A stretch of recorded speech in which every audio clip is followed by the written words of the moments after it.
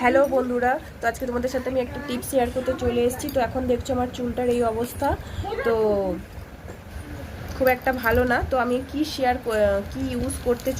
Use করছি বা কি মাখছি, মেখে দেখো চুলটা কত সুন্দর একটা লুক দেবো। কিন্তু একবারে না, কোনো কিছুই একবারে যেটা ইনস্ট্যান্ট হয় তার রেজাল্ট কখনো ভালো হয় না। তো এটা দেখো, এখন আমার চুলটা দেখছো কেমন একটা ড্রাই হয়ে, কেমন ফ্রেজি একটা, খুব ড্রাই। তো যার জন্য আর আমি বলে দিচ্ছি এইটা অন্তত মাসে, আচ্ছা আগে দেখে নাও, দেখে নি তারপরে বলছি কখন কি ইউজ করি। সেই জিনিসটা যেটা আমি ইউজ করবো, যেটার কথা তোমাদের আমি বলছিলাম, এটাতে দেওয়া আছে শ্যাম্পু, চিনি 1 চামচ আর অ্যালোভেরা জেল 2 চামচ দিয়ে ভালো করে মিক্সড করবে।